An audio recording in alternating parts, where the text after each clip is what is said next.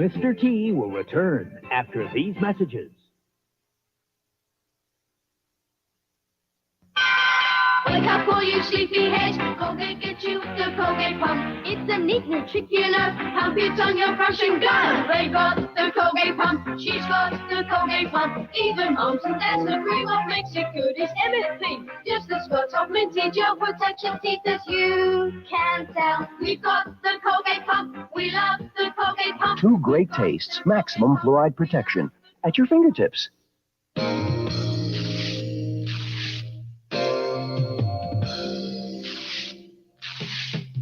Now you can rip into delicious sun-kissed fruit rolls.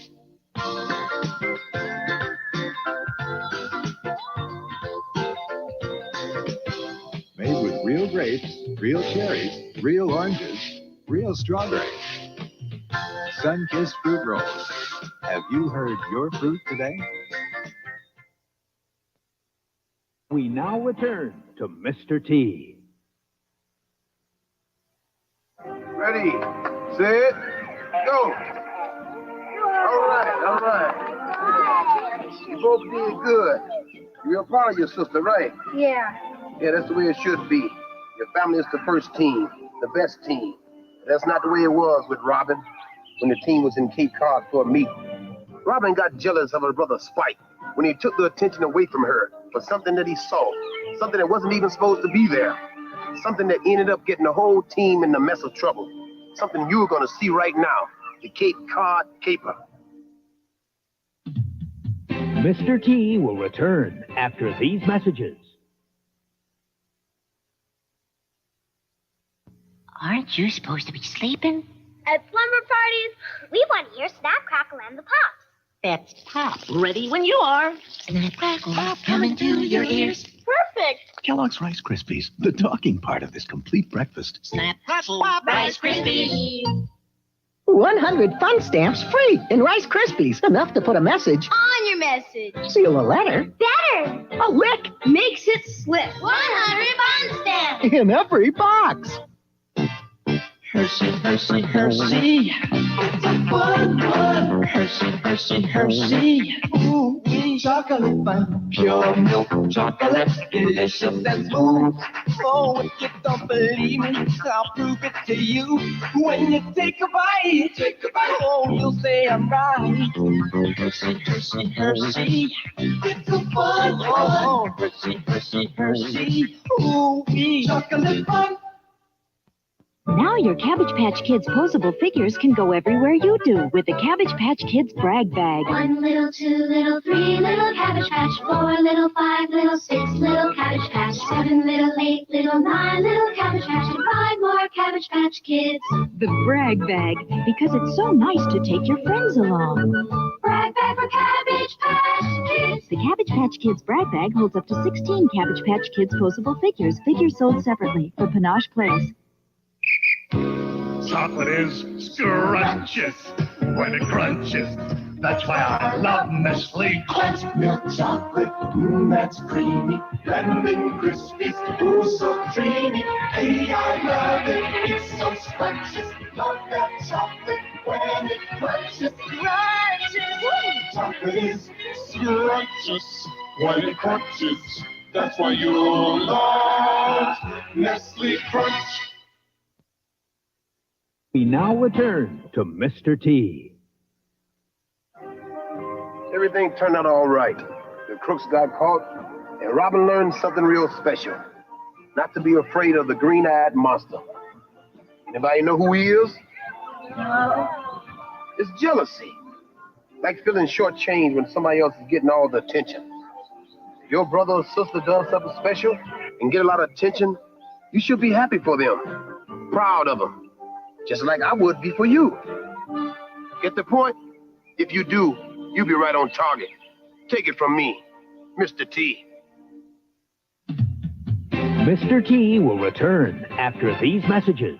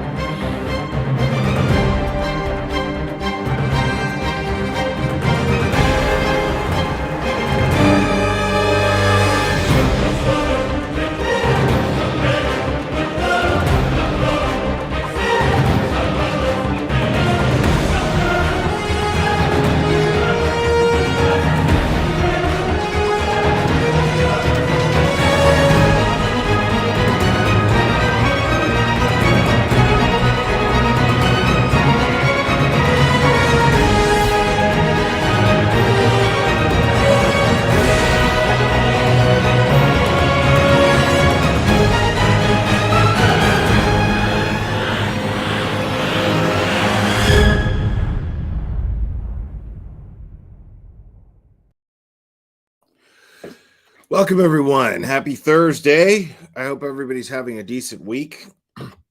Now, just a disclaimer, a little heads up. I'm really not in the best mood right now. And I probably won't be live for the next day or two, at least, maybe. We'll see. I just it's one of those things where, when dealing with things that happen in this community and dealing with the things head on the way that I do, I kind of feel like the YouTube janitor, sometimes I feel like I'm the garbage man of YouTube, and I'm okay with that. To me, it's being a janitor or being a garbage man is a noble profession as far as I'm concerned. Somebody's got to do it, and it's a job that most people won't do. And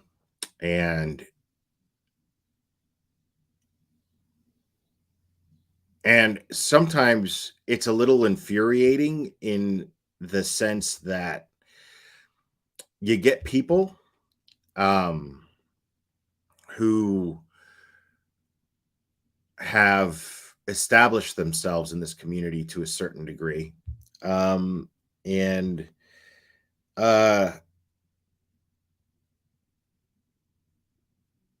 that's great, you know.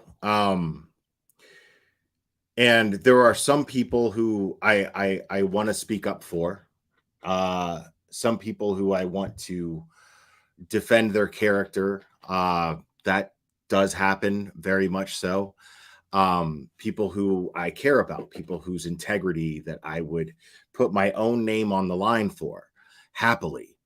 But then there are others who, Tara Pink, thank you for that. I really appreciate that. Then there are others who, you know, they kind of act like they just got their nails done and they say, "Hey, Glarer, did you hear about this? Do you know about this person? You know, this person's doing this and this and this and that." And I'm like, okay, cool. That's I'm sorry that's happening, but what would probably be even cooler is if, you know, since it's such a problem in the community, since it's such an ugly thing that's taking place in the community, and the reason why you're coming to me, it must be because you know that I am concerned about things that affect the community and not you personally, right? Because the truth is I don't really know anybody on here.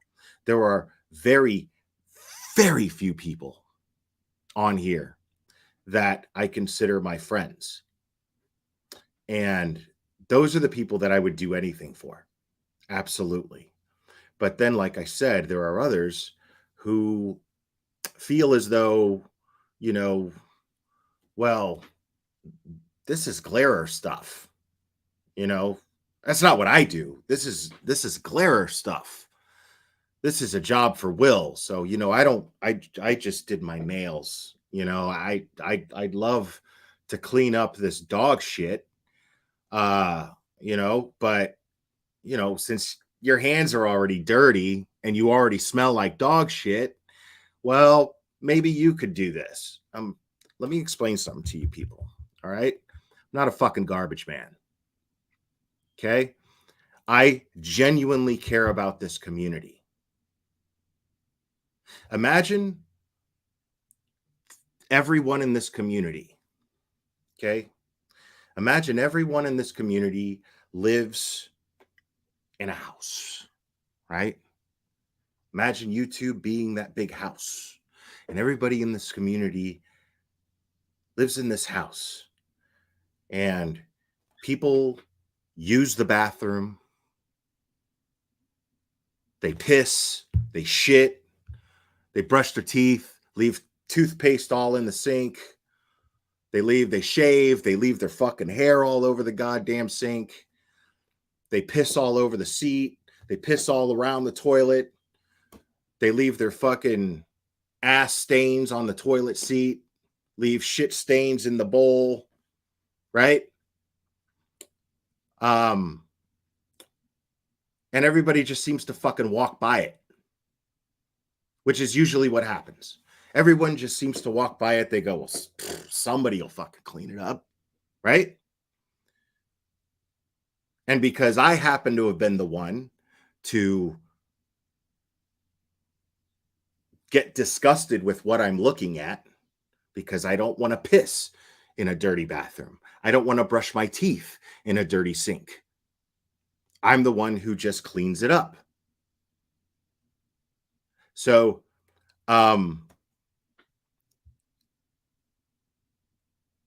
if you see something dirty, clean it up yourself. I'm not your fucking janitor. I'm not your fucking maid.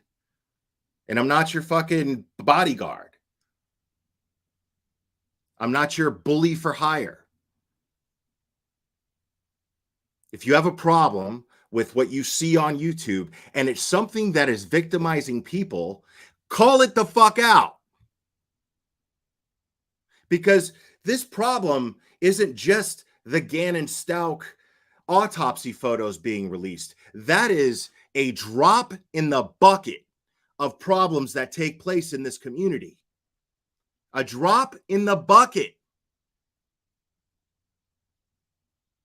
It just so happened that it picked up traction and picked up all of this news everywhere. It's everywhere.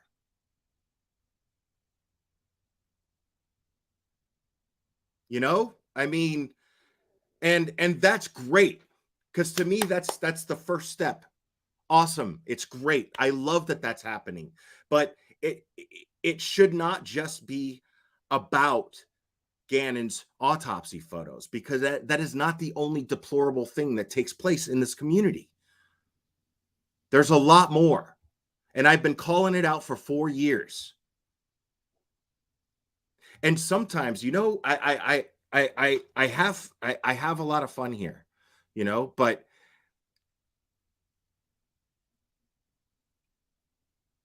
I have a lot of fun here because I like hanging out with you guys. What makes this tolerable for me, what makes all of this shit that we look at and call out tolerable for me, is that I have the ability, I have this talent, if you will, not a talent to put it out there, but a talent within myself where I can find things funny. I can find the lighter side of things. I can find the humor in certain things. And it makes, and I make things funny for me. I don't make them funny for you. Make no fucking mistake about that. I am not up here making jokes to simply entertain you. I'm doing it to entertain myself. I'm doing it to make this shit that I stomach in this community every day tolerable. And if it wasn't for all of you, I mean, I just say, fuck it. You know, I wouldn't even be here. Because I know that there's so many of you that feel the same way that I do. But make no fucking mistake. I am not your fucking garbage man. Especially those of you with large platforms who are afraid of you know, looking bad and saying, oh, well, I don't want to be involved in the drama. I don't want to be involved in the drama, but let me DM the glarer behind the scenes and ask him to help me. Like I'm fucking Hannibal Smith from the A-Team. You know what I mean? Like, no, dude, that's not what I do here, man. I'm not your fucking muscle for hire, dude. And I don't fucking take requests. I see things that I think are fucked up and I speak up on it. You should do the same. I don't do it for those of you who DM me. I do it for me because it's something that I find disgusting. It's something that I have opinions on. I don't come up here and fake it. And I've been calling out Zav Girl since the Kylie Rodney thing. Anyone who's been following me knows this. But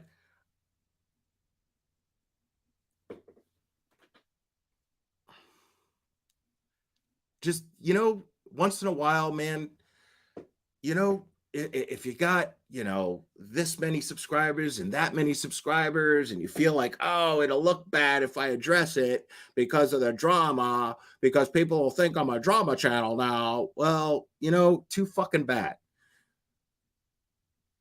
Either address it or deal with it.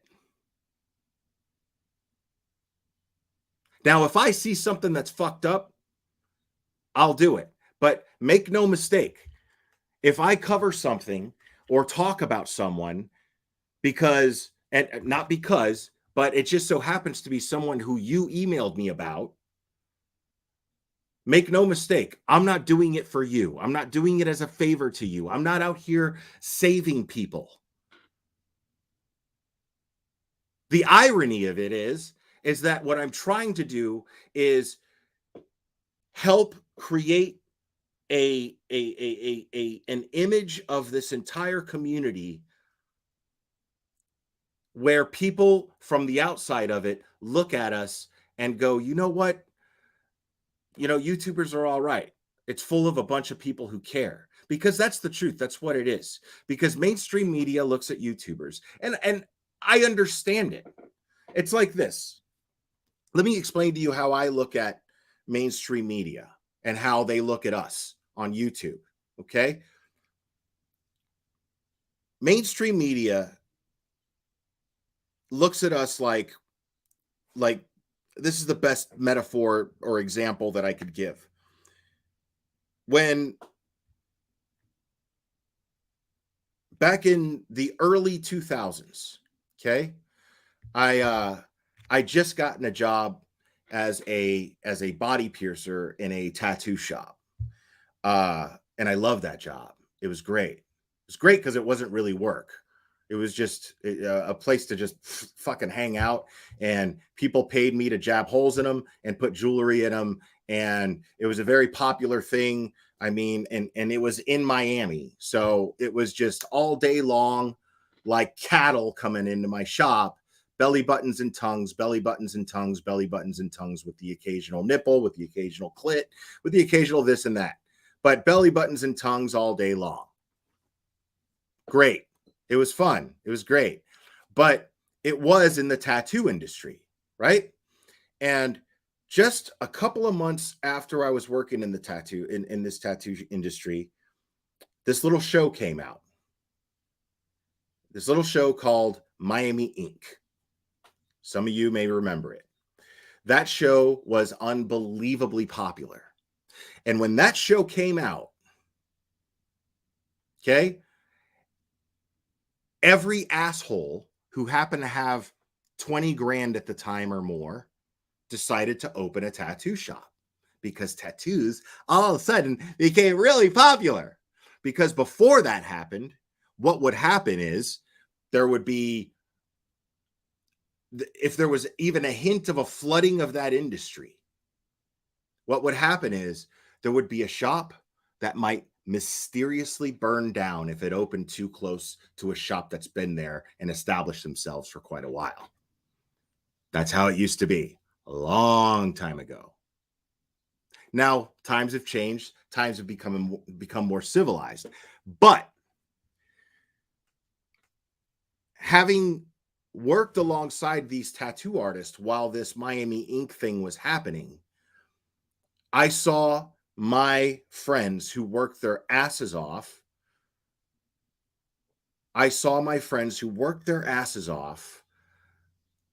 Start to lose money, start to lose clientele. And one of them explained it to me. I'll never forget it. One of them explained to me, because I was like, what's the problem? This is great. Now tattoos are really popular. You know, it's great. And he's like, yeah, it's great in that it's more socially acceptable, sure. But the thing is the industry, think of it like a big pie, right? And imagine a big pie, and there's 6 of you or 3 of you. Let's just say there's 3 of you. And then somebody cuts that pie into 6 slices, those big, single serving slices, 6 slices, right? And everybody's happy. But then more people start coming around going, oh, look, pizza. Woo! And then you got to cut that pizza into 8. And then now you got to cut it into 12. And each time, each slice gets a little smaller. And each person who was there originally has to settle for a smaller slice, smaller slice, smaller slice. That's what happened to the tattoo industry. And what happened was those guys were forced to have to get really good and stand out above all other tattoo artists. That's the way that I imagine mainstream media looking at YouTubers. Because before, you had to go to college.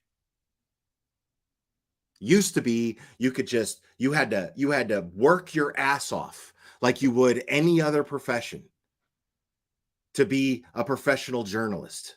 You had to work your ass off, go to college, get a degree in journalism to even be taken seriously and get a job in a reputable news station, newspaper, whatever it may be.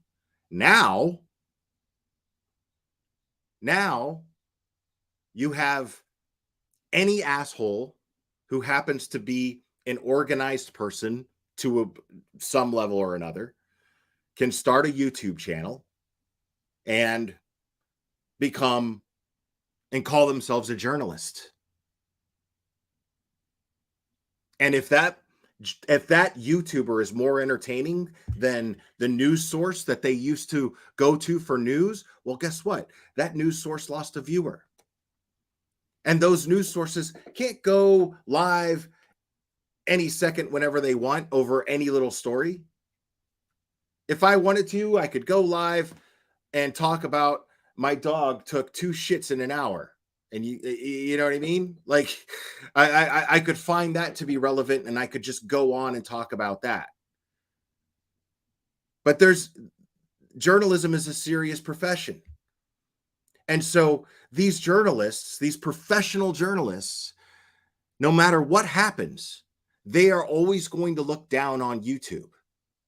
They are always going to look down on YouTubers because none of us have put in the work that professional journalists have done. This is why I don't refer to myself as a journalist. I wouldn't dare refer to myself as a journalist. And all I can do, because all I am is somebody who follows crime cases, because I care about victims, I care about their families. And all I can do is come up here and express my opinions. And if you find my opinions entertaining, I'm blessed. It's great. But this one little thing is apparently newsworthy. Because this is, let me explain to you the difference here real quick. You have this Zavgirl thing. Zavgirl now is all over the news. Everybody's talking about her, and I'm so glad that that's happening. Thank you, Brian Enton, for doing that. And it means the world to me, and I mean that with all my heart. News Nation and Brian Enton for making this story go viral. I am so grateful to you for that, because these things need to be pointed out. But as I said, it's just a drop in the bucket. Because as disgusting as what Zavgirl did, I remember, and this is for you new people, because I've been bitching about this case for 4 years. This other case that I'm going to bring up, I always use it as an example, but this is for you new people here. About 3 years ago, maybe even 4, there was a case about a woman who had just had a baby. Her name was Heidi Broussard. She just had a baby. Little baby Margot. Little girl. Beautiful little girl. And she had a fiance. Heidi Broussard had a fiance named Shane Carey. And Shane Carey went on the news after Heidi Broussard and his little baby Margot. Heidi Broussard was his fiance. Little baby Margot was his daughter. And Heidi Broussard and little baby Margot went missing. Shane Carey went on the news, gave an interview, and YouTube destroyed this guy simply because they wanted him to be the guilty one. Everyone wanted to be the sleuth. Everyone wanted to be the one to solve the crime. Everybody wanted to be the one to say, "Ooh, it's the boyfriend. I know it. I guessed it. It was me." Oh, great. I'm going to name that person by name because I don't give a fuck here. But this YouTuber, this is very interesting because this YouTuber ended up spending 3 hours on her channel. That YouTuber's name is J is for Justice. She spent 3 hours on her channel with somebody claiming to be one of the best friends of Heidi Broussard. And they sat there and implicated this man as an abuser and as a murderer. when we didn't even know at the time what happened to Heidi Broussard yet. We didn't know what happened to little baby Margot. Nobody knew what happened. And in the very same live stream, while these two people were dragging the hell out of Shane Carey, making him out to be a murderer and a woman beater and whatever else, while they were all doing this, while these two were sitting there doing that for clicks and views, for popularity, all of a sudden, the case breaks. All of a sudden, her chat starts blowing up going, there's activity. There's law enforcement activity going on, blah, blah, blah. Oh, my God, I'm going to check it out. Let me see. Oh, blah, blah, blah, blah, blah, blah. And then J is for Justice goes and then follows the thing. And she happened to be covering it live with this person who was just on a YouTube channel trying to get attention, because we've seen that 100 times since. Trying to get attention. And sure enough, it was in relation to that case. And it turns out that Heidi Broussard's actual friend, who pretended to be pregnant the entire time she was pregnant, faked it, and had this elaborate plan of murdering her and stealing her baby, did exactly that.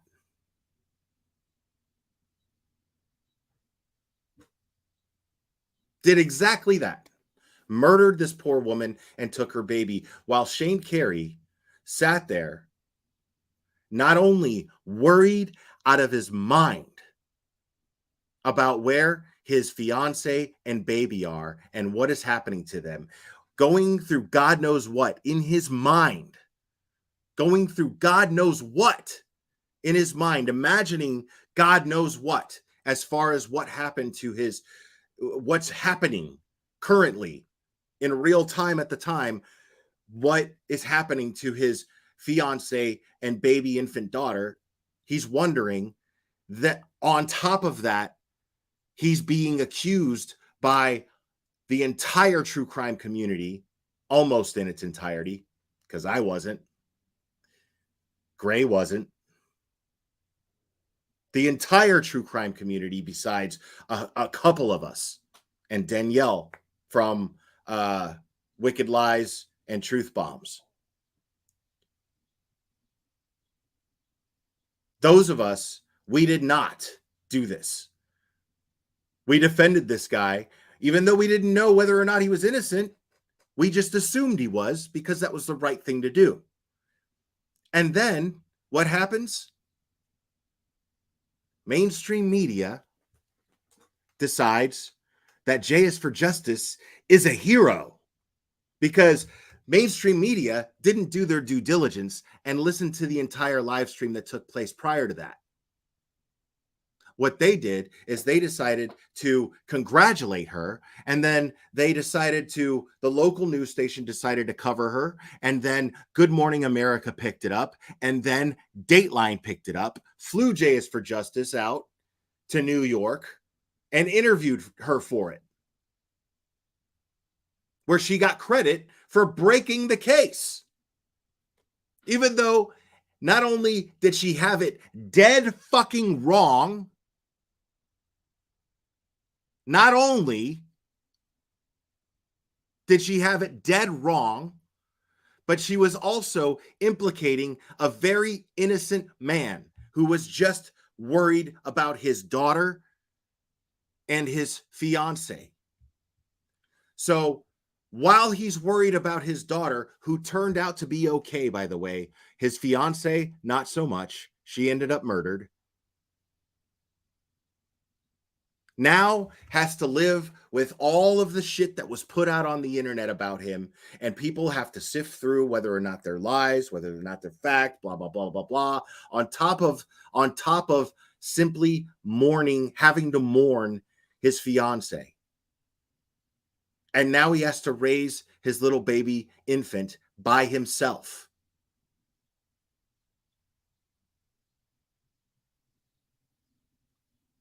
So excuse me if I'm not going to give mainstream media all of the credit and all of the praise that everyone else is giving them. Because to me, this is just a start. What else are you going to do, News Nation? What else? Where are you going to go with this moving forward, News Nation? And every other news conglomerate that covered this thing. Where else are you going to go? What else are you going to talk about? Because there's a hell of a lot of tragedy pimps in this community, and there's a hell of a lot of innocent people suffering based on the misinformation and lies and rumors being spun by irresponsible YouTubers like Zavgirl. As I said, it's just a drop in the bucket. So this is my gripe with mainstream media. Because after this, what's next? I challenge you to look into this community much, much closer, because you're going to find so much more deplorable shit. I guarantee you will. I promise you that.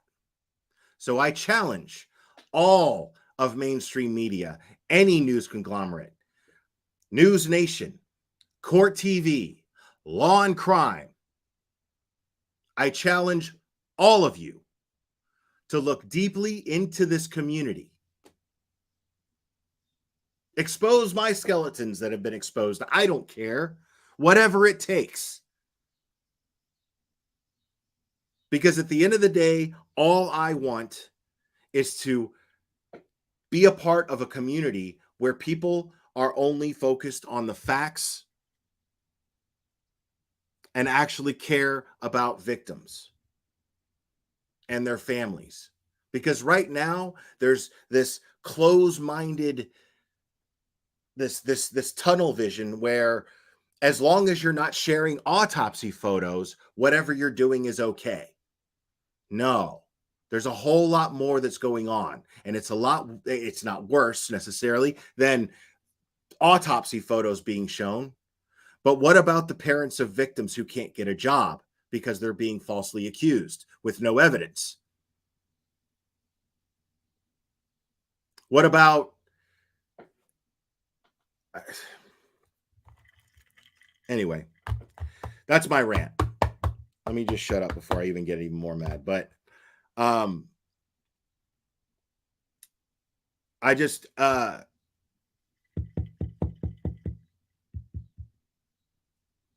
it's heartbreaking, you know?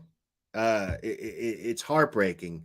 There's so much more going on in this community that needs to be exposed, that needs to be talked about, that people need to have a higher standard. People just need to have a higher standard, you know?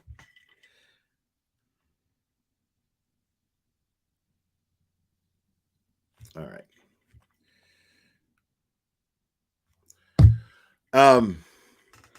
Now I don't plan on being on very long.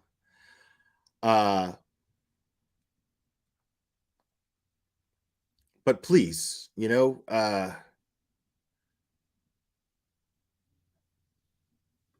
Gray, thanks, man. You don't have to super, man, please. Yo, y'all go into Gray's chat and super chat him, dude. Gray is no creator works harder than Gray, man. There's just no creator that works harder than Gray. And I'm grateful to even be in the same community with somebody like Gray.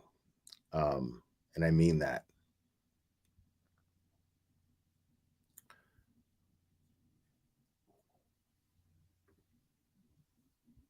Okay. All right. So this is chopped down. Hopefully just the thought of this person, and I'm not even going to mention them because it I know it bugs the hell out of them. the thought that this person is going to hear some footage and their voice has been cut out of it and their name's not even going to be mentioned here is going to chap their ass, and that just makes me happy. It cheered me up. All of a sudden, boom, I'm in a good mood. Okay, so there's a phone call apparently circulating. I have not gotten a hold of the original one, but this is a phone call of Zav Girl. And this is after the fact. This is after it's already been out there and everyone is talking about it. So let me go ahead and play this. And if you happen to know the creator, the source of this creator, don't even mention it, please. Because it just bothers that person that much more, because they're just so desperately trying to get attention here. Judge me for sharing it to like a couple hundred people. Okay, real quick. Team Brittany, thank you so much. Does this buy 5 Karens? Thanks for all you do. No, thank you, Team Brittany. Team Brittany, you're awesome, man. Like you are really a major supporter of this channel. I really, really appreciate you. When you guys are stealing let me start this over. Like 100,000.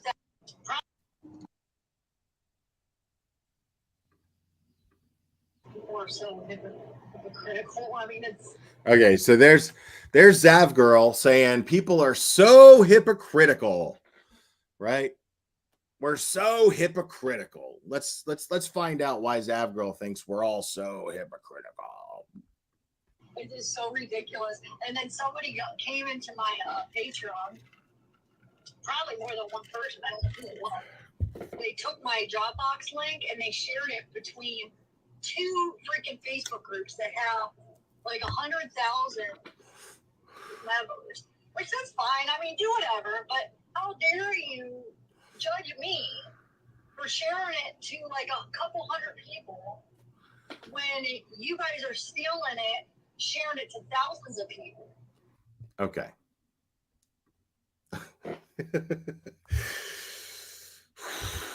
All right. Now that statement actually just got me all pissed off all over again. I'm not going to lie. I can laugh about being angry. I've gotten to this place in my mental health where I can do that. I highly recommend it, by the way, where I could just laugh at myself when I get angry and then I chill the fuck out. Macau Mama, thank you so much. Thank you, Will, for being real. I watch a few I feel have morals and values who are genuinely good. It's rare in this world. Sadly, I understand your frustration. It's not hard to just be a good person, is it? No, it's not. And I'm not saying fucking for every channel. I would like to see larger channels call these people out, but it's very disheartening when the vibe is, well, I don't want to stain the name of my channel by even remotely looking like I'm involved in some kind of drama, because they calling out shitty creators drama. So now is every news fucking conglomerate doing what I've been doing for the last 4 fucking years? Are they drama channels now? Is Law and Crime a drama channel now? Is Court TV a drama channel now?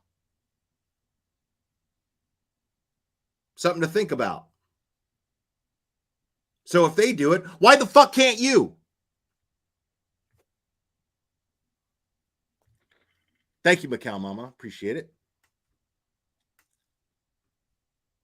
So what pissed me off about that statement, she just let me just play that one more time. Which that's fine. I mean, do whatever. But how dare you judge me for sharing it to like a couple hundred people when you guys are stealing it, sharing it to thousands of people? Yeah, I'm the wrong one. Like, okay. Sharing it to thousands of people versus her couple hundred, because she only shared it. She only shared Gannon's nude autopsy photos showing all of his wounds that took his life, that cost him his life, and his decaying body that was only found by the grace of God, because that bridge gets inspected once every 2 years and just happened to be getting inspected at that time. So, yeah, I mean, sorry. I mean, yeah, how dare you judge me for only sharing it with a couple of hundred people when those couple of hundred people are sharing it with 1,000? Do you hear yourself, you asshole? Do you hear yourself? You are the source. You put that shit out there. The whole world is pissed off at you for a valid reason. The whole world is angry with you, Zav Girl, for a valid reason. You're the source. You provided that to those shitty people who were bound to share it. Because you, with your trashy Kylie Rodney coverage, attracted trashy, shitty subscribers who don't have a standard for their content. They want trash. They want gossip. They want rumors. And what do you think these assholes that only want trash, gossip, and rumors are going to do with those kind of photographs? The ignorance and fucking stupidity in that statement is beyond infuriating. She's trying to throw everyone else under the bus. You're never going to hear me throw my chat under the bus. I have nothing but gratitude for my subscribers. I have nothing but gratitude for my followers, my listeners, my viewers. I have nothing but gratitude for them. Every single time I'm lucky. I could have 30 people in this chat, or I could have 1,300 like I do right now. And I am going to be equally as grateful. Because each one of us is lucky if one person gives a fuck what any of us have to say. And in that thought, I cannot take that kind of power for granted. I simply can't. So therefore, I have to be responsible with what I'm doing here. You are in some way, shape, or form, to a certain extent, a leader. Many people in your chat are going to follow your example. Thank you, Ferris Phones Promulgate. Thank you so much. Simple Life of Days. Thank you too. Appreciate that. They're going to follow your example. This is a powerful thing to have a platform like this. It's an extremely powerful thing. And that speaks volumes about you, that you have the audacity to blame your chat for spreading that Dropbox. Everyone called you out. We all called you out. People in your chat called you out before you even put it out there because you were advertising it and planning to do it. And they said, Zav Girl, man, that's not cool. Don't do that. Please don't do that. Well, why you guys are saying? And they said, you're gross. So I'm not gross. It's not gross. This isn't gross. This is science. Science? Really? And I'm not going to play it because I Court TV will definitely strike me if I play it. But Michael Allen, the prosecutor in the Letitia Stout trial, he was on. He was interviewed recently by Court TV, and he was, and they just put that out there maybe a couple of hours ago. And Michael Allen had a very, very simple point. If it's about science and it's about explaining the wounds and what could have happened, and this is a true crime community and you want to understand the crime, there are diagrams that come with every single autopsy. A drawing of a body, a simple line drawing showing parts of the body that show little arrows pointing to the part of the body, what type of wound it was, how wide the wound is, how long the wound is, how deep the wound is, explaining everything. And I promise you, when you obtained the case files of the Letitia Stock trial and the Gannon Stout case, when you obtained these files, you obtained those diagrams. I guarantee it. That would have been more than sufficient to share with your viewers. And nobody would have said anything to you about it. Kayla Marie, thank you so much. A couple hundred people. How could she say that? She shared it with the entire platform. Only a couple hundred people were willing to buy into her sick, desperate cash grab. How does she sleep? Excellent point.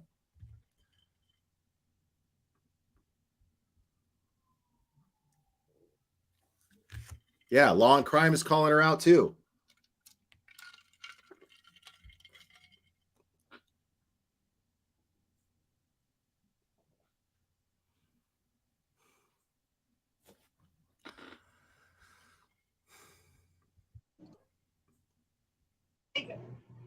I don't even think, I don't judge anybody for sharing it publicly. I mean, however people want to do it. We're all freaking adults. Okay.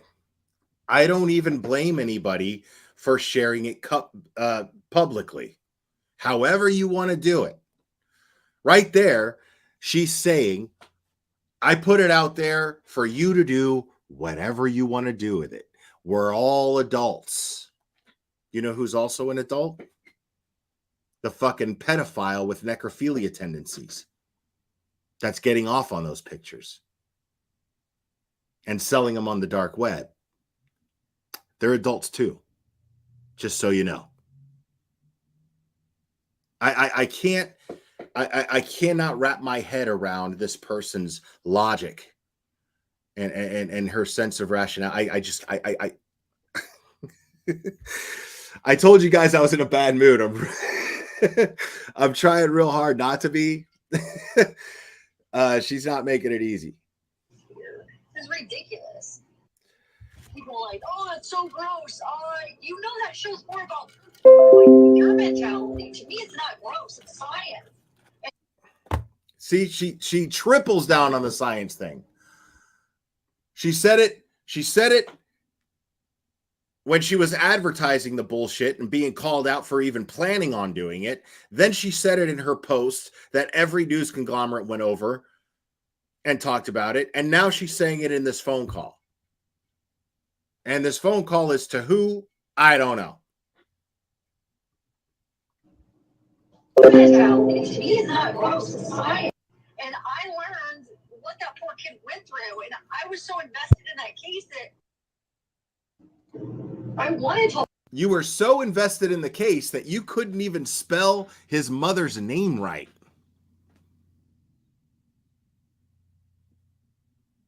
Okay. Learn everything. And sometimes you got to take your emotions out of it to learn. You know what I'm saying? So I was able to, was it hard to view the pictures? Yes, it was. And yes, it did, make me nauseous. I get it.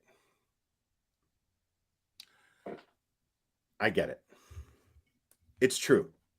What she's saying is true to a certain degree. Hear me out. Yes, you have to take your emotions out of these things sometimes. Cops have to take their emotions out of things in order to subjectively deal with the situation, make sure that what they're doing is fair. Got it. Right? Cops, judges, lawyers, doctors, everybody has to take their emotions out of it. But here's the one emotion that you never take out of it. Does anybody know what that emotion is? Can anybody guess what that one emotion is that every ethical professional who has to deal in a crime case. Look at you guys. See what I mean? This is why I love my chat. This is why I love my audience. You guys got common sense. Very simple. Quinn B, thank you. The fact that she continues to defend her stance, also saying she would 100% do this if it was her own family, and now gaslighting, speaks volumes of this person is dangerous. Yes, absolutely. Maybe inadvertently dangerous, but dangerous nonetheless. And yes, look at all of you. Empathy, empathy, empathy, empathy. Thank you, Chasing, for or Tracy Ann for putting that out there. And all of you guys were real quick. Absolutely. See, I love that. I love that. I love my community. Look at this shit, dude. Look at this. Look at this. As fast as the chat's going. Look at this. Empathy. Empathy. I didn't even go all the way up. Empathy. Empathy. Empathy. Empathy. Empathy. Human decency. Empathy. Empathy. Empathy. Empathy. I can keep going. You guys are amazing. You guys are fucking amazing. I fucking adore you guys. Every single professional, ethical professional who does their job efficiently in getting justice for victims and even those who are being accused, their superpower is always empathy. Make no mistake about it. And if you lack that, you're not going to get shit done. And you're only going to hurt people. Period. And they shake you a little bit, but then I was able to take my emotions out of it because I wanted to see what I could learn and what happened, because it's still kind of a mystery of exactly, when it happened, exactly what happened. So actually, thank you so much, Brianna25. I don't know if this will help your mood, but she's hemorrhaging subs. She's 4,000 down now from 99.2 to 88.4. Her consequences, let me show you then. Yeah, no, absolutely. I've been watching. I've been watching. Don't worry. Quinn B, thank you so much. Interesting. She covers TC, true crime. Yet what is the definition of a narcissist or sociopath? See, the thing is a narcissist or a sociopath is always just going to point fingers at somebody else. They're never going to look within. Ever, ever, ever. They're not capable of it. They're not capable of self-awareness.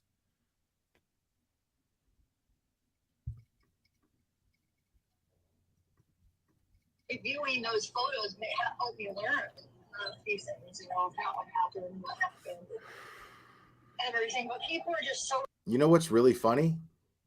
I didn't have to view those photos to understand and know what happened. I had someone like Michael Allen present me the case. And I wasn't even on the jury. But I had somebody like Michael Allen, the prosecutor in that case, explain thoroughly, clearly and thoroughly what happened and why it happened. I knew all I needed to know. Stamped, done. Stamped, over and done with. I knew all I needed to know by the end of that trial. Everything I needed to know.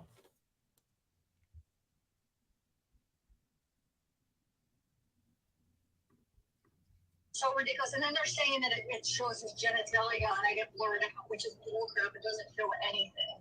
Okay, the one picture that they showed at the trial that's blurred, I have that same picture. It was blurred. Okay, now, and I know what's going to happen. Everybody in my chat, those of you who have seen these photographs, I'm going to see people saying genitalia was shown. I'm going to see people saying that it wasn't shown. I've come to the conclusion, since there's so many mixed things, because I don't need to know whether the genitalia was shown so bad that I need to go look at it for myself. I don't need to look at these pictures. I have no interest in seeing them. I never have, and I don't now, and I don't see that I'm going to. I can't see any reason why I would ever want to. But because of that, I've come to the conclusion that the genitalia issue, I'm not going to focus on it, because it's only a fraction of the issue. Macaw Mama, thank you so much. Money Grab Tragedy Pimping 101 right here, baby. Appreciate that. Thank you. Tracy Ann saw the picture. She says, I did not stay long enough to even know. I can tell you that he was laid out and it was brutal, period. That's all you need to know. That's all you would need to know in the first place before even looking at him.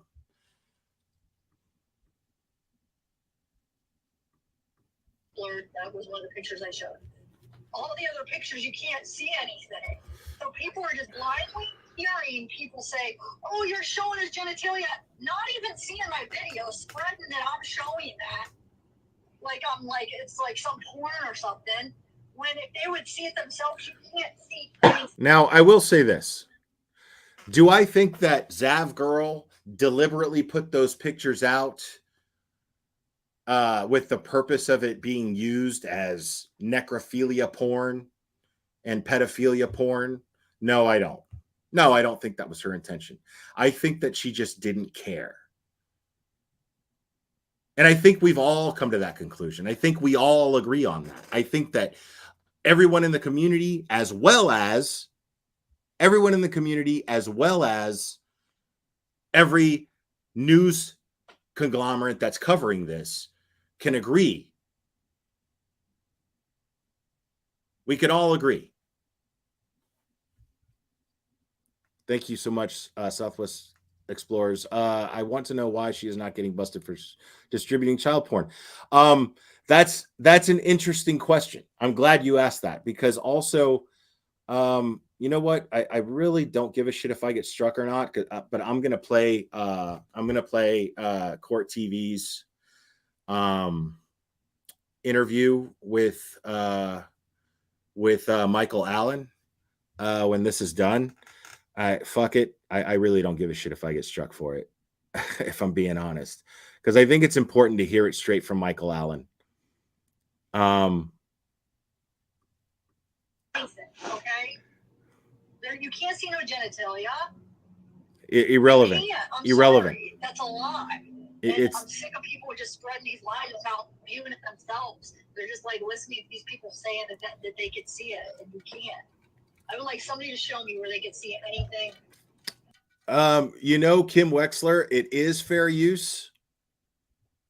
It is fair use, but they still strike you, and it's a pain in the ass. And then I got to dispute it and whatever, but I don't give a shit. It's one strike. I don't give a fuck. It's not my first time being stricken. I'll live. I don't really care.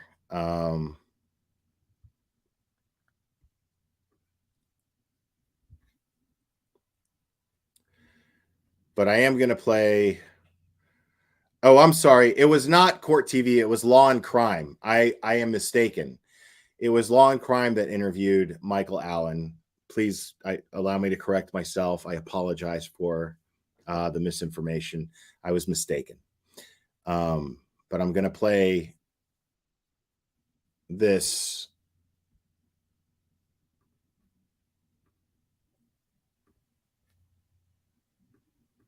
A YouTuber charging people to look at autopsy photos of Gannon Stauch, the 11-year-old boy murdered in Colorado by his stepmom.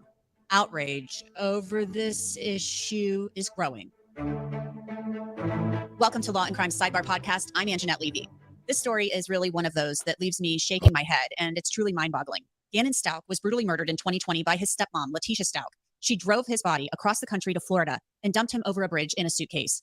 Now a YouTuber who goes by Zavgirl has done something that, frankly, I can't understand. I'm not sure anyone can really understand it. She posted photos of Gannon's autopsy on Patreon and then charged people $3 a pop to look at the photos. She obtained those photos after requesting the case file. Those photos were included in it.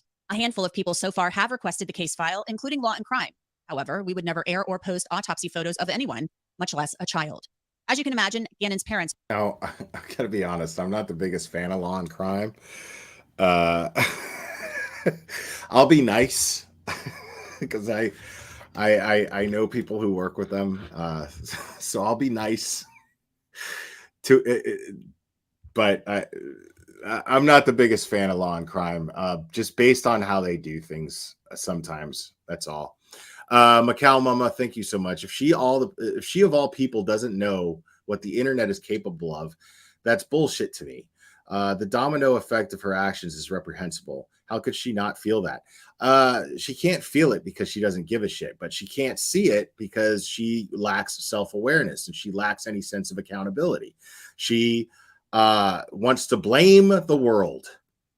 Everybody else. It's everybody else's fault for sharing what she shared because she feels betrayed because I put it behind a paywall and that's just for you. You're going around giving my shit out for free is what she's thinking. It's their fault. No, man, you fucking put it out there. The internet's forever. I don't care what paywall you put anything behind. Everything gets bootlegged, man. Everything gets bootlegged and distributed if there's a way to do it. It just happens. And there's always a way to do it. So I don't know what the fuck you're talking about. No, this is nobody's fault but yours, Zav Girl. You put it out there. Simple. What's up, Alex Erickson? It's good to see you. Guys, subscribe to Allie, man. Alex Erickson's awesome. Parents are outraged and devastated, as they should be. For her part, Zavgirl is claiming she did this to do it scientifically, to show people these photos and allow them to see them for themselves. Gannon's mom, though, Landon Bullard Hyatt, posted on Facebook, "Gannon is my child, and he is not an experiment, nor a piece of paper or photo. He is a child. I pray that all that is involved in this heinous act will stop and no longer do this to anyone else. I will not give you any satisfaction. No one deserves this, and no one wants to be in these shoes. You may say that if it happened to you, you may not change your actions. I do not wish this on anyone. I'm sure you would rethink your actions if this was indeed your child or you. The good that I take from this is that good people still exist, and in a matter of seconds, Gannon's army came together. I surely hope Gannon taught you all a lesson. He is the one who deserves an apology. My son, Gannon." Joining me to discuss this incredibly disturbing issue is Michael Allen. He is the district attorney of the 4th Judicial District in Colorado, and he prosecuted Letitia Stalk for the murder of Gannon Stalk. Mr. Allen, thanks so much for joining us here on Sidebar. Thank you for having me. This is an important issue to talk about. Yeah, most certainly. When did you find out that the autopsy photos of Gannon Stalk had been posted online by this YouTuber, Zapgirl, and then, she was charging people to look at them? I found out on Saturday afternoon. I was reached out to by one of the family members of Gannon's who let me know about what was happening, sent me a link so I could go and just see sort of what was happening. I wasn't part of the paywall group that could actually access these things, so I couldn't see which picture specifically. But obviously, the family is very concerned about the photos of Gannon being out like this. We took great care during trial to make sure that, one, they knew when we were going to show any autopsy photos. We blocked out very sensitive portions of those photos, wanting to just focus on the injuries that Gannon sustained. But the photos that were actually being shown on these YouTubers' channels were full-blown photos that didn't have any sort of sensitivity attached to them at all. I know that the person that posted them was also claiming that this was sort of a scientific effort, and I find that to just be preposterous. There's nothing scientific about what they were doing, in my view. Would something like that, autopsy photos, be typically released through a public records request in Colorado? Not typically in Colorado. What is typically released in Colorado is the autopsy report itself. I've never seen another case of mine where an autopsy photo like that has been released by the coroner's office and then published somehow either through the media or by private groups that want to access those things. So I've never seen something like this before, this particular case. Have you looked into at all how the photos were released? Because we request things here at Law and Crime routinely. We request case files and things of that nature. Thank you, Brianna, 25. Typically, things like autopsy photos are just kind of, it's unspoken that they're off limits. They aren't published. We would never publish such a thing. And they typically aren't released. Yeah, the unique part of this case is that it obviously gained a lot of notoriety around the country and even internationally. We had people reaching out to us from all over the world with just well wishes, support for what we're doing. And let me real quick, let me pause here because I have to. And again, thank you, Brianna 25 for that. I got to point out, there's the FOIA thing is being thrown around a lot. I want to make it clear, and I don't have a full understanding of how this works, but Jess Mystery Maven Esquire, Lawyer Mystery Maven Esquire, who has a great channel. Please subscribe to her. She's an actual criminal attorney, and she does a lot of pro bono work, and she's a fucking hero in my opinion. And we need that type of insight in this community. So I'm really grateful to have her. And she called in when I opened the phone lines a couple of lives ago. She called in and she explained that it was not a FOIA request that was used. She accessed these court records through the court itself. So you're going to see some petitions going around. Now, if there's some personal reason why you need FOIA laws changed, great, sign the petition. But the FOIA thing really doesn't have anything to do with this particular case whatsoever. So just understand that you're not making a difference as far as Gannon's law goes. That has not come into fruition yet. What we want to do is make Gannon's law a thing. Just understand that there are petitions, and kudos to those people who are making these petitions and being proactive. But please be properly informed. I'm going to try behind the scenes. I'm going to try to get together a little bit with Lawyer Mystery Maven possibly, and anybody else who has any type of insight on how the law works and has any knowledge on this stuff. We'll try to figure out some way to at least direct you guys in the right direction, maybe, as far as petitions go and things of that nature. So we do want this. We do want to figure out a way, but we're at ground zero here when it comes to figuring out what the problem is, what happened, how she was able to get those, and what we can do to limit who gets a hold of these court records, and a limit to what type of court records people can get. So the fact that Gannon was a minor should play into that somehow. The parents should definitely have some say and rights over whether or not these laws or whether or not these records get released. Hopefully I can somehow more or less talk and work something out behind the scenes with somebody to get some wheels in motion. But as I said, we're just simply at ground zero in understanding how this even happened, and why it was possible. And so, this isn't going to happen overnight. It's not going to happen in the next couple of days. It's going to be a process, and it's going to take a lot of proactivity from some very driven people to even get the right information, and even know where and to direct our energy towards. So, but that's definitely my plan. This is definitely something I want to look into. And poor Cherry, she works so hard already for the channel. I hate to put this on her, but Cherry, it's gonna get fun. Macau Mama, thank you so much. Is she even studying science in this field? Not that what she did is excusable under any form. Just curious. I tried watching her months ago, and nah. Right, because the one thing that Betty said that was true was she's boring as shit. She's incredibly, excruciatingly fucking boring. And that's what happens when you have a creator with absolutely no insight. They have no insight. They have nothing to bring to the table whatsoever. They just know that money can be made from a YouTube channel, and then they're just acting on that. And then they just allow irresponsible narratives to be spun on their platform. Well, they're going to be boring. and what they're going to end up doing is stooping to a level like this, and they're going to have to try to become controversial in some way, shape, or form. And that's exactly what happened here. Zav Girl, this was a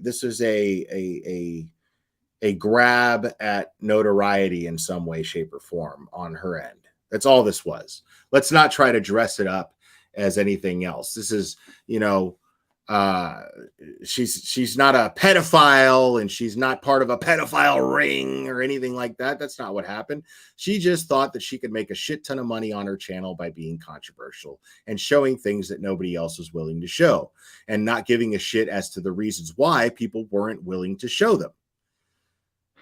And because she lacks scruples, she was like, well, I'll fucking do that. I don't care. And that's all that happened. We're doing, trying to prosecute the defendant in this case. The unique aspects of this case, I think, really drew people in. The fact that it was an 11-year-old boy who looked like anybody else's son. I think we can all identify kids in our own families that could be just like Gannon. And so I think that drew people in. But the horrific nature of what happened to Gannon was very unique. The autopsy photos that we had in the case were things that I didn't want to look at on a regular basis. I didn't certainly want to share those out. I had to really get myself prepared to look at them when I was looking at them, and then being very careful about what we presented to the jury too, because these photos are horrific. They're something that nobody wants to see. And the fact that somebody is charging for these things, access to look at them, is beyond the pale to me. The fact that people would want to buy access to these photos is also disgusting. There's no redeeming quality about these photos. There's nothing about them that would be educational in any way as to what happened in the case. There's other ways to do what she's claiming to have done, which was to be scientific about it. In all autopsies, there's always body diagrams that are just black and white body diagrams. There you go. That are drawn on, as opposed to the full-blown photos. They could have done those diagrams if they wanted to be scientific about it and achieved the stated goal, which it's just heartbreaking that the family members have to again be victimized by this case. If science was the goal, talking about science, you wouldn't charge for science. And one of the things that's really concerning to me about this is that not only is the family traumatized and re-victimized by all of this, also you have people out there who, there are some bad people in this world. They have a lot of issues. They have paraphilias. They have things like that. There could be people using these photos for a number of reasons, and then they buy access to them, and then they spread the photos. Yeah. So, along those lines, any autopsy photos are always going to include very close-up shots of any injuries that were sustained that might have led to death, that kind of thing. But there's also full body shots that will show fully unclothed people, including in this case. Mm-hmm. And I saw some pretty disgusting comments on, I think it was Twitter maybe, of people that had seen these photos and talking about Gannon's genitalia. That's disgusting to me. And it further highlights, why is this person publishing these types of photos? Thank you, RN Life. Those portions out. It's disgusting. I don't know why somebody would do it. And I wish there was something that we could do from our office to combat this. But the problem is that this case spans jurisdictional lines from state to state. The autopsy was actually performed down in Florida. I'm not necessarily familiar with Florida's open records law. And that's why when Jess, Lawyer Mystery Maven, called into the show the other day, I asked her if would we be wasting time by going through Florida or going through Colorado? Wouldn't it be more beneficial, since it's a state to state thing, as he's stating here? Oh, Josh. If it's a state to state thing, if it's an interstate thing, then shouldn't it be a federal issue? Shouldn't we be talking to someone on a federal level to try to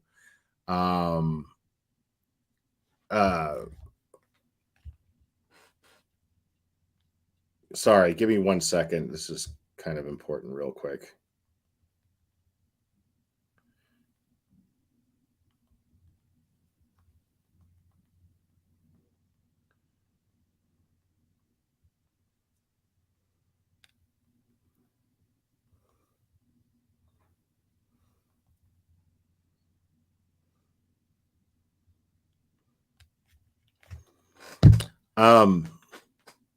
I was wondering if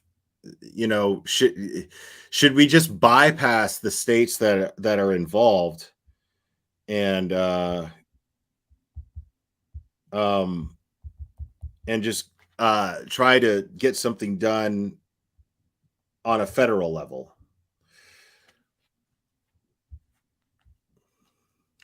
So I don't know. I don't know what the answer is to that.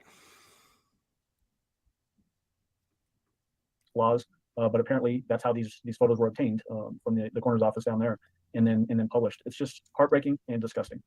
I will tell you, we requested the case file and received the autopsy photos as well. We would never post them or use them because we don't do such things.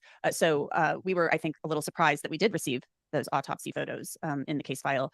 So there are ways to deal with these things. I mean, we receive information all of the time that we think is maybe too sensitive or too gruesome, and we don't post it. We don't put it out. Yeah, and I applaud that effort from you all for taking that stance on something like this. There's no redeeming quality about people that want to look at and post these types of pictures. These pictures were absolutely horrific. Like I said, I had to prepare myself each time I had to look at them because you just don't want to see a little boy who. Yeah. So right there, Michael Allen is saying that it's painful for him to even look at these photos. In the interview recently, oh my God, and I feel like such a dick because I don't know the channel that Jess was on. I'm not familiar with that channel, and Jess was on that channel, and Jess even said it's part of the job, and you know when you have to look at these photos for your job. It's one of the things that doesn't make your job any easier. You know, nobody gets pleasure from looking at these photographs. As a matter of fact, it's a common tactic. Now, she didn't say this. I'm just kind of piggybacking off my own thoughts here, but it's a common practice for law enforcement investigators in interrogations to show pictures to, at least in the movies. I don't know if it's a real thing, but I see it a lot in the movies where they'll show the photographs of a crime scene or a dead body to a suspect to see how they react, to see if they're getting some pleasure off of looking at them. These people who have to look at these pictures don't take pleasure in that. They do it because they have to. They get their hands in the shit because they have to. And those images, as Mystery Maven did say, those images never leave your mind. They're stuck there. They're always there.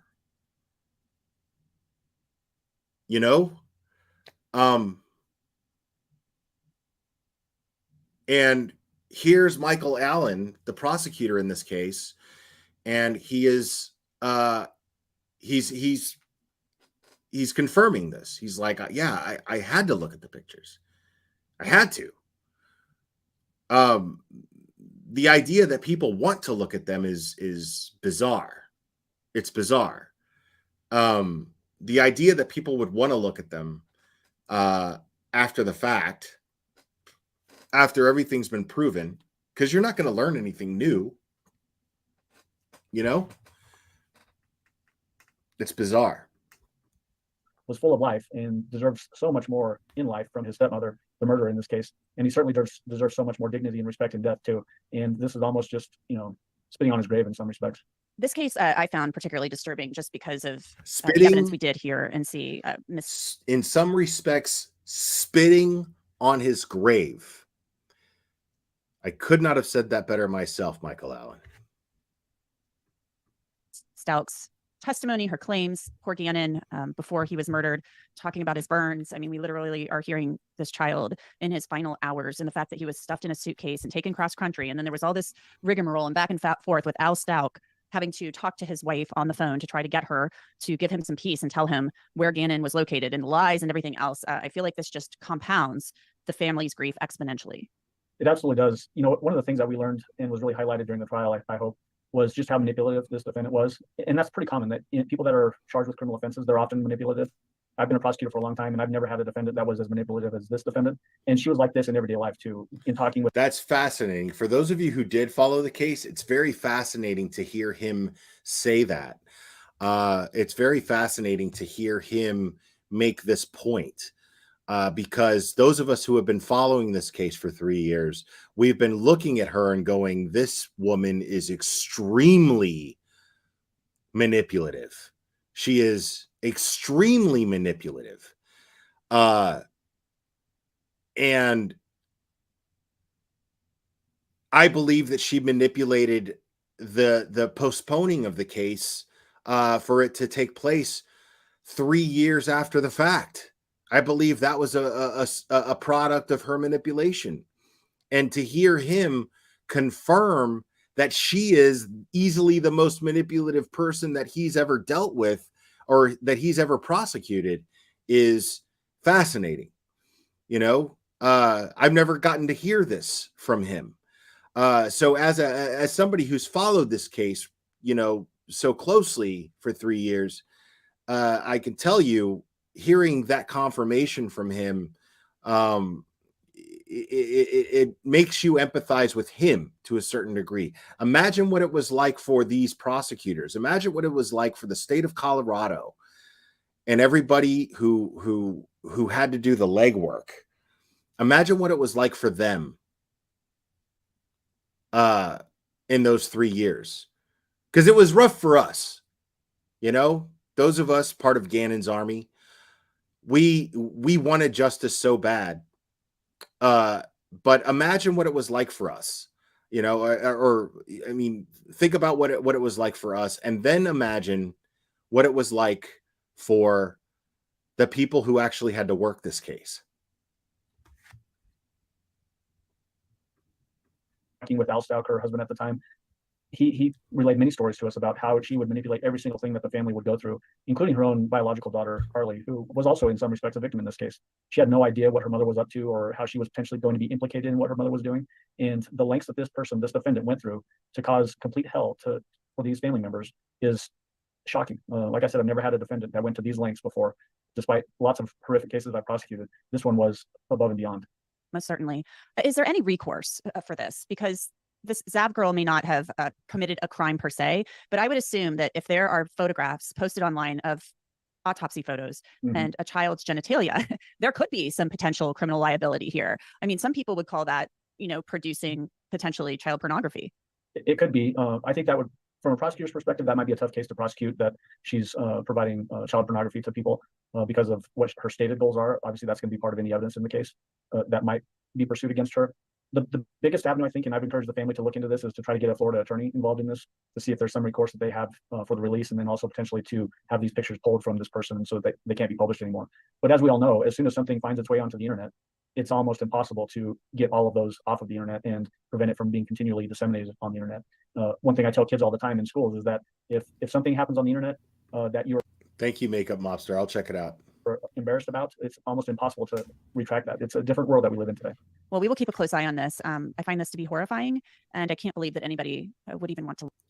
So what Michael Allen is saying here is that he would encourage Al and or Landon to seek an attorney in Florida. But the problem is, we heard Al on News Nation last night say that he doesn't have any money. But it's not just a money issue for him. It's not so much a question of money as it is he's burnt the fuck out, man. He's burnt out. He's tired.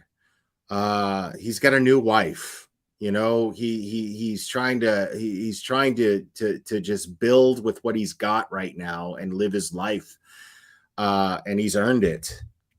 And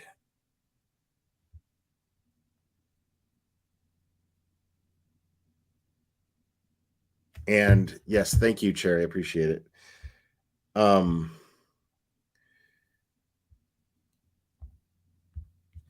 You know, I'm not one. I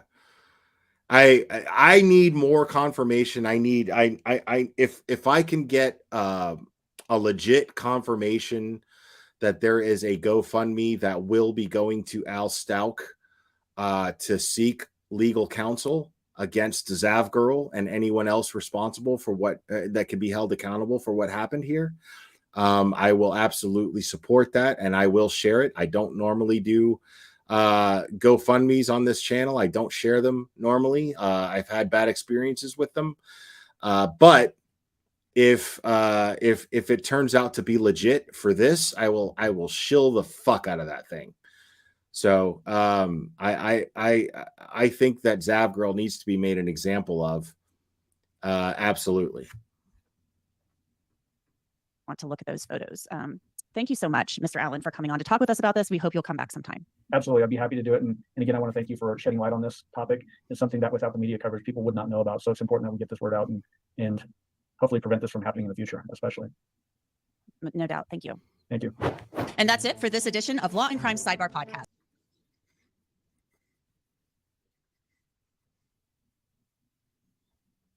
All right. And I've got a little court TV piece here that we're going to go over.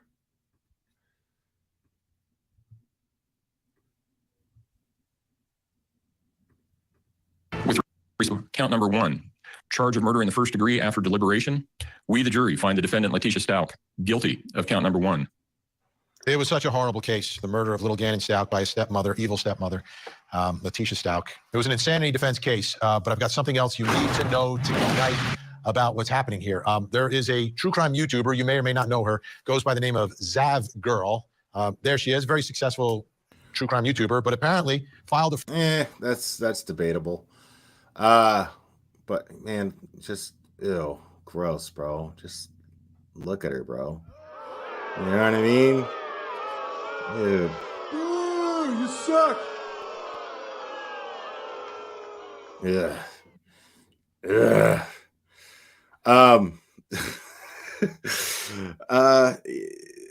Court TV doesn't have the best track record with me.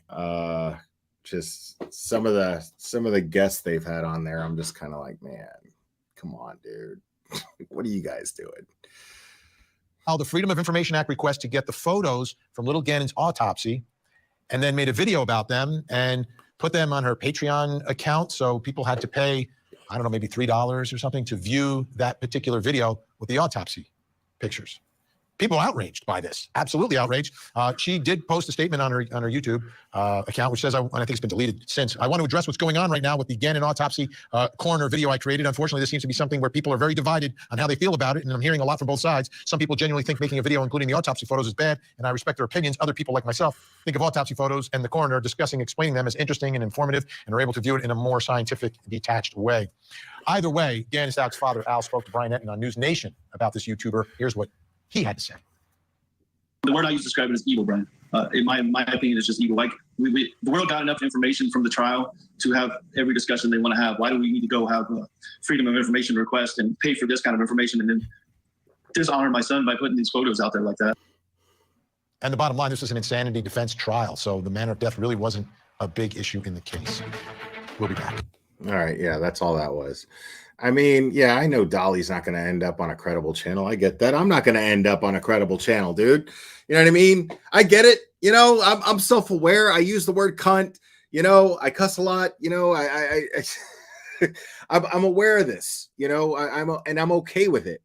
My point being, when I started off this stream, it's just that it's okay if you're not either, but don't fucking call me to be your garbage man. You know what I mean? Take out your own fucking trash. Clean your own fucking toilet. You know what I mean? I'm not the YouTube janitor, man. Like, I see a mess that bothers me and I clean it up. You know? I'm a good roommate in that sense. You know, I clean up after myself, and if I see something gross, I'll clean it up, and that's it. And I won't point fingers and blame, you know, anybody for not helping clean it up. But don't fucking come to me and be like, ew, I'm grossed out by poo. So, Clara, can you talk about this? And can you say this? Can you know about this person? You need to talk to this person because they called me and then they harassed me and then they emailed me and blah, blah, blah. And they said these lies about, I don't give a fuck. I don't care. Give a fuck about your personal issues with other YouTubers. I am here because I am part of a community that is dirty. And I'm tired of it being dirty.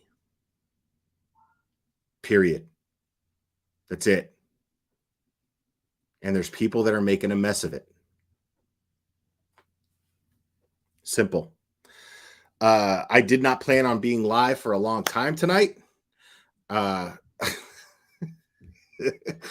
Pay attention to what? Okay, Cherry. Yeah, sorry. Because Cherry's yelling at me.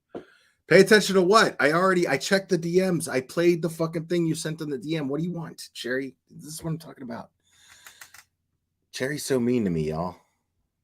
I am a Cherry victim, people. I am. Let me hold on a second here. Let me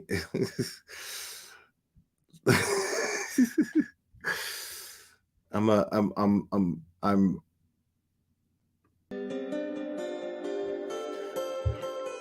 people.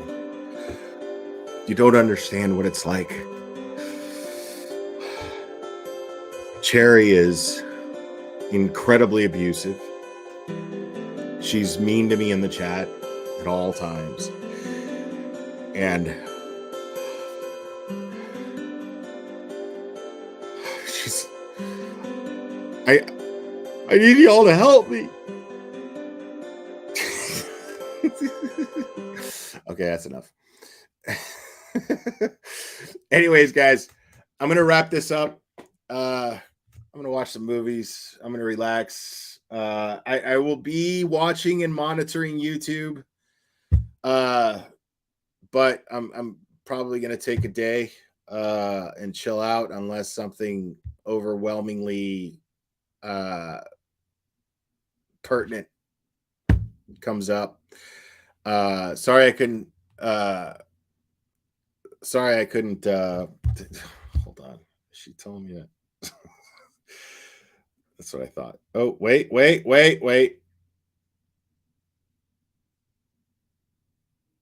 Okay. So Cherry, are you verifying 100% that this is raised by Al's uncle? Yes? Is it?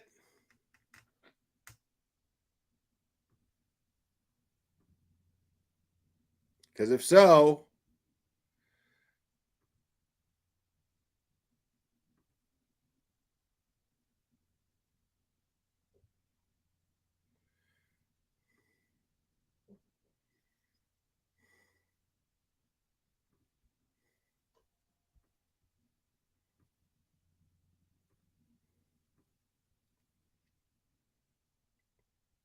all right. Okay. So both Cherry and Dietz are saying that it is absolutely verified. All right. Well, if that's the case, listen, I'm dropping the link in chat. If anybody would like to contribute and help Al out, Al Stauk, and even, I mean, listen, I want to be very clear about something.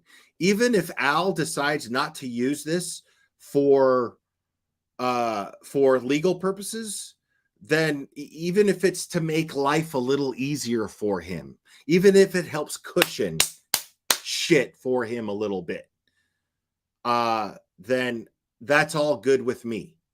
Okay? So, Cherry put a shorter version of it in there, but if you would like to contribute to Al, getting peace in whatever means, if he wants to buy a fucking new fishing reel, bro, who gives a shit?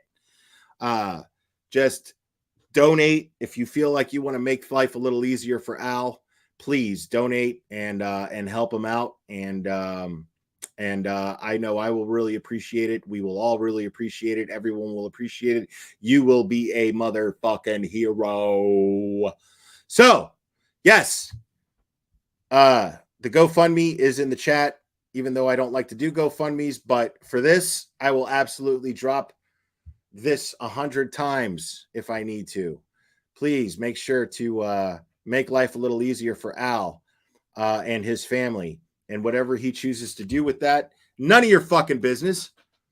Just give him some money and make sure that that life is a little easier for Al. This isn't obviously going to make up for the things that he's had to deal with, but hopefully it'll cushion things a little bit. Anyways, guys, you guys are fucking fantastic, man. You guys already put me in a way better mood, and I love you very much. You guys are fantastic. I love you so much. And I'm going to leave you guys with the image of Gannon that his family would want him to be remembered by. And please feel free to share those images anywhere you can in order to help drown out the bad images of Gannon. So anyways, guys, I love you very much, and we will do this again very soon, my friends.